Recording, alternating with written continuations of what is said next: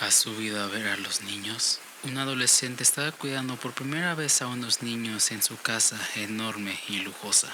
Acuesta a los niños en el piso de arriba y cuando apenas se ha sentado delante de la televisión suena el teléfono. A juzgar por su voz, el que llame su nombre jadea, ríe de forma amenazadora y pregunta: ¿has subido a ver a los niños? El chico cuelga convencido de que sus amigos le están jugando una broma, pero el hombre vuelve a llamar y pregunta de nuevo: ¿has subido a ver a los niños? Él cuelga a toda prisa, pero el hombre llama por tercera vez y este dice: ya me he ocupado de los niños, ahora voy por ti. El chico está completamente aterrado, llama a la policía y denuncia las llamadas amenazadoras. La policía pide que si vuelve a llamar, intente distraerle al teléfono para que les dé tiempo para localizar la llamada. Como era de esperar, el hombre llama de nuevo a los pocos minutos. El chico le suplica que le deje en paz, consiguiendo hacer tiempo. Después de eso, el hombre cuelga. Nuevamente y de repente el teléfono suena de nuevo y cada timbrazo del tono es más alto y más estridente. En esta ocasión es la policía que le da la orden al chico que salga de la casa inmediatamente porque las llamas vienen desde arriba. Y así damos inicio a Rincón Paranormal. Bienvenidos. Piso 11. El edificio donde se mudó Miguel solamente tenía un ascensor. Esto podía haber sido un inconveniente tomando en cuenta los 11 pisos que tenía que subir, pero al no haber muchos inquilinos nunca se presentaron problemas. Al llegar se encontró a un anciano fregando el piso de la entrada. Era muy raro encontrar a alguien trabajando a esas horas de la noche, por lo que supuso que estaba en tiempo completo. Sin darle la importancia, se encaminó hacia su habitación, ubicada en el 10º piso. ¿Eres nuevo?, preguntó el anciano cuando el chico pasó a su lado.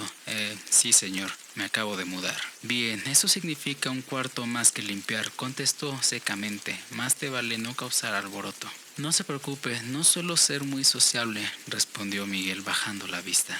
Eso es bueno, continuó el conserje dirigiéndole una mirada inquisidora y sonriendo, dejando entrever una hilera de dientes cariados. Aquí solo tenemos una regla, chico. Puedes ir a cualquier lugar del edificio, menos a un lugar. No puedes ir al último piso. Dejando a Miguel anodado y sin una explicación sobre aquella misteriosa norma, el chico suspiró, tomó sus cosas y se fue al ascensor. El día siguiente resultó ser muy normal. Se despertó temprano y se preparó para ir a estudiar. En la entrada se volvió a encontrar con el anciano, pero esta vez ni siquiera lo miró.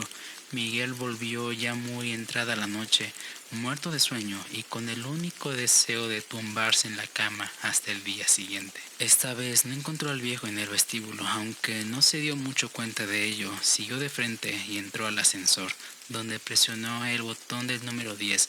Estuvo adormecido siendo arrullado por el suave movimiento del ascensor hasta que vio que se acercaba a su piso. Sin embargo, algo sucedió. El ascensor siguió subiendo hasta el último piso. Ahora tenía prendida la luz en el botón desvencijado, donde se mostraba un número 11 casi borrado. Sorprendido, supuso que en su trance somnoliento había apretado mal el botón, así que abrió las puertas y salió a curiosear. ¿Qué haces aquí?, preguntó una voz ronca a sus espaldas. Miguel se volteó y se encontró con el viejo, que, gruñendo y lanzando juramentos, lo apresuró a que se volviera a meter en el ascensor y lo escoltó hasta su cuarto. Miguel, por su parte, tenía tanto sueño que se tiró en su cama y durmió prácticamente. El día siguiente fue muy similar. El joven se despertó, salió y no volvió hasta la noche. En la entrada recibió una llamada de su hermano Julio, el cual le había pedido hace unos días que le comentara si valía la pena mudarse a ese edificio, así de paso hacerle compañía. Inmediatamente le respondió que sí, por lo que su hermano le comunicó con agrado que ya tenía todo listo y posiblemente en 3 días estaría por allí. Miguel guardó su celular y entró al ascensor. Apretó el botón 10 con toda seguridad y esperó pacientemente, pero algo volvió a fallar. Pisó el 11 nuevamente. Miguel se asustó. Estaba convencido de que el viejo lo iba a regañar otra vez, así que volvió a apretar el número 10, mas el ascensor no se movió. 1 centímetro. Siguió oprimiendo impacientemente hasta que de imprevisto las puertas se abrieron. Salió con lentitud mientras sus ojos se adaptaban a la oscuridad del lugar. Todo parecía antiguo, con signos de quemaduras y un hollín en las paredes. El chico continuó avanzando, tanteando en la negrura del cuarto hasta que logró visualizar una luz débil al fondo. Se acercó y se topó con el anciano, que se encontraba de espaldas sosteniendo una vela que emitía una luz tenue. «Disculpe, señor», murmuró Miguel. «El ascensor se malogró y me trajo hasta aquí otra vez». El decrépito viejo no respondió ni menos volteó. Se quedó dándole la espalda mientras hiciaba unas frases con una voz desagradable y áspera. «Ya van 5 años desde el accidente. Todo el piso explotó. Todos murieron, nadie salvo ni yo». El viejo volteó y mostró su rostro desfigurado por el fuego, con una horrenda mueca. Miguel intentó gritar, pero ningún sonido salió de su boca. Estaba petrificado del miedo y no pudo hacer nada cuando aparecieron una multitud de figuras a su alrededor que se abalanzaron sobre él, obligándolo a acompañarlos en su mundo de sufrimiento y penitencia por la eternidad. ¿Jugamos? Esto me lo mandó un amigo. Hace un tiempo estuve de investigador y una vez tuve una gran experiencia, la cual marcó mi vida para siempre. Era en el Panteón de San Lorenzo, Tenosco, en Iztapalapa, México, CDMX, y pues íbamos unas 3 personas en total. Al entrar nos encontramos con los veladores que estaban en el interior, con los cuales habíamos pactado la visita. Entramos al fondo, donde descansaban las almas más antañadas del lugar, y entre poco tiempo de ingresar logramos empezar a tener las manifestaciones más fuertes de mi vida, hasta que en un momento se miraba a lo lejos un señor de avanzada edad, el cual, al querer ir a ver si era alguien que estaba acompañando a su ser querido, llegamos a escasos metros, donde al voltear su cabeza hacia nosotros nos dimos cuenta que no era un ser de esta tierra por su forma física, en lo que llaman a un descarnado, el cual nos miró con gran fortaleza, que miró a los 2 integrantes y a su servidor, y mencionó los nombres de los 3 y nos dijo con voz gruesa y agitada: «Váyanse de mi casa». Y en shock, todos nosotros dimos la vuelta y corrimos, pero al correr unos 30 metros, entre las tumbas y mausoleos, volteamos y el ser ya no estaba. Esa es su tumba y siempre lo vemos cuidando ese pedazo. Se me pasó comentarles que para allá no fueran para evitar eso. A lo que les pregunté a mis compañeros si querían seguir y con caras pálidas respondieron que sí. Íbamos en total silencio hacia donde descansaban los más pequeños y se escuchó una respiración agitada y enferma, a lo que volteamos a varias direcciones. Y parecía ser la respiración de aquel anciano y su agitación era molesta. Pasamos más adentro y llegamos a la tumba de una pequeña que se lograba oír su risa y jugando con las flores que recientemente le habían colocado en ese hermoso ser. Se manifestó de una forma muy bella, aventando una flor y exclamando una frase que percibimos como «jugamos», a lo cual le dejé una pelota que yo llevaba para regalarla en el panteón a la tumba que estuviera más abandonada de algún pequeño, y con gran cautela nos adentramos y seguía oyéndose la risa de la pequeña junto a la respiración de aquel hombre, a lo cual, para evitar alguna otra molestia, hice un pequeño ritual pidiendo el permiso a las almas dueñas de esa tierra que me dejaran acceder a captar psicofonías. Y después de realizarlo fueron más fuertes los ruidos, donde después de un rato logramos observar la silueta de aquella pequeña sentada en su lugar de descanso eterno, observando nuestros pasos y regresando al lugar. Cabe destacar que logramos ver eso con una cámara de visión nocturna, y al llegar al lugar la pequeña corrió entre los mausoleos. Y quise leer el nombre de aquella pequeña personita. Cuando limpié el nombre, se escuchó un susurro con una voz tan bella que decía: «Te quiero». y al leer su nombre me di cuenta que era mi princesa, mi hija, cual su madre jamás me quiso decir dónde fue sepultada, ya que cuando ella falleció yo no estaba en el país y me negaron la entrada y ella me había bloqueado de todos lados y jamás supe dónde estaba esa hermosa niña, la cual era mi muñeca, ya que yo mantenía la custodia hasta que accedí a prestarle tiempo y ella se la llevó sin yo saber nada de ella. Fue lo más impactante en toda mi vida. Mi esposa llegó a casa temprano. Mi esposa era la única hija mimada de padres adinerados que vivían en el área rural de New York. Para ese entonces habíamos estado casados por 8 meses y las cosas no podrían ir mejor. Teníamos una casa propia, trabajos geniales y un par de autos. Para sellar el sueño americano, habíamos estado pensando en conseguir un perro y los planes de hijos tampoco estaban en un futuro distante, pero las cosas no salieron como pensábamos. Una mañana mi esposa recibió una llamada de la policía informándole que sus padres habían muerto en un accidente vial. Nunca la había visto tan abatida en toda mi vida. Después de la vela y de los funerales llegaron los crudos trámites legales de los que nadie quiere hablar después de una muerte. Cuando repasamos el testamento descubrimos que sus padres le habían dejado la hacienda, una pasarela de tierra de 200 acres. Con una casa de $1.000.000 en el lago estábamos sorprendidos, por decir poco. Comenzamos a mudarnos lo más pronto posible y vendimos nuestra casa vieja y los autos y aceptamos amablemente todas las pertenencias de sus padres que habían querido que tuviéramos. Pero hubo un problema, la casa simplemente se sentía muerta, era muy grande, pero de alguna forma estrecha.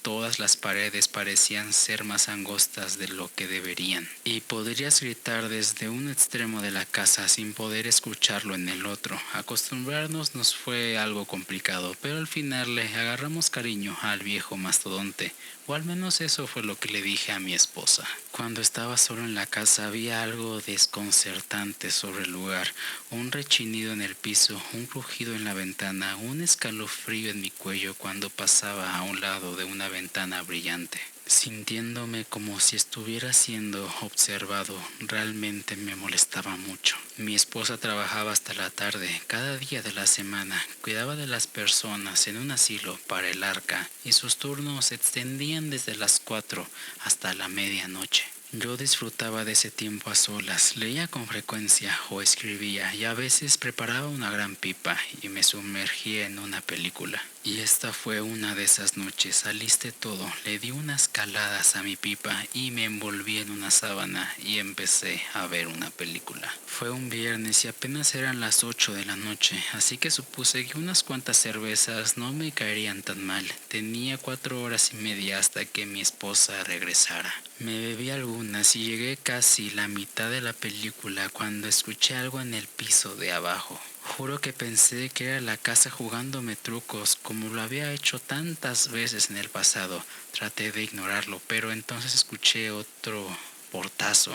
Me levanté rápidamente y fui a la planta baja. Mi corazón se paralizó cuando vi el resplandor de la luz de la cocina, que sabía perfectamente que la había dejado apagada. Me acerqué progresivamente a la gran entrada que conducía a la cocina. Podía oír un movimiento y una sensación sobrecogedora de terror, la cual se filtró en mi cuerpo cuando finalmente me asomé por un lado de la pared. Era mi esposa. «Jesucristo, mujer», le grité medio bromeando. Ella dio un brinco sobresaltada por mi presencia. «Ay, Dios, no me asustes». «Que no te asuste, yo pensaba que me iba a morir. ¿No se te ocurrió hablarme para saludar o algo así? ¿Y por qué estás en casa tan temprano?» A Yuli le parecía bien. «Sí, no hay problema». Le dije que no me sentía bien. «¿Y estás bien?», le cuestioné viendo que se veía perfectamente normal. Tenía una mirada de culpa. «Tranquilo, estoy completamente bien, es solo que no quería estar ahí», dijo con una sonrisita. Me pareció extraño, nunca había llegado a casa temprano y no parecía tampoco importarle mucho. Pasé mi atención rápidamente a las bolsas de víveres. Le pregunté qué iba a preparar, a lo cual respondió con emoción: «Pollo Alfredo». Y luego le pregunté si necesitaba ayuda. Se dio la vuelta con un cuchillo en su mano mientras sacaba el pollo. Me sonrió y dijo que no. Lentamente me apuntó con el cuchillo al rostro y declaró con sus ojos lujuriosos: esta es tu noche. Te prepararé la cena y quizás después puedas ayudarme con algunas otras cosas. Me sonrió de nuevo y yo me comenzaba a morder el labio y la observé mientras seguía preparando la comida. La agarré del trasero y le dije que iba a seguir viendo el resto de mi película. Subí las escaleras y me recosté en la cama. Una media hora después mi esposa entró a la habitación. La cena está lista. Fue lo único que dijo antes de salir lentamente. Bajé unos minutos más tarde, encontrándome con una cena desplegada atractivamente. La mesa se veía asombrosa. Por Dios, te luciste. Tengo que tomar una foto para Instagram. Me hurgué los bolsillos y noté que había dejado mi teléfono arriba. Subí rápidamente y no pude encontrarlo por ninguna parte, pero de seguro solo estaba perdido entre las cobijas. Fui al principio de las escaleras y grité: ¿puedes llamar a mi teléfono? Ella rió. No, vas a tener que esforzarte por esa foto para Instagram. Anda, mi comida se está enfriando. No hubo respuesta. Seguí buscando por unos 3 minutos hasta que lo escuché vibrar. Lo encontré en el suelo, bajo de una de mis camisas. Era mi esposa, que se dignó a llamar. Al fin, dije y colgué la llamada mientras me ponía de pie para ir a la planta baja. El teléfono vibró de nuevo. Era mi esposa otra vez. ¿Qué quieres?, contesté. Disculpa, ¿qué fue ese al fin? ¿Y por qué estás siendo tan grosero? ¿No querías llamar a mi teléfono? Perdona que no te pueda llamar siempre que se te ocurra. Estoy en el trabajo. Tengo cosas que hacer. Aclaro, soltando un escalofrío por mi médula. ¿Qué acabas de decir? Dije que estoy ocupada. Aún me queda 1 hora de trabajo y solo te llamaba para decirte que te extraño.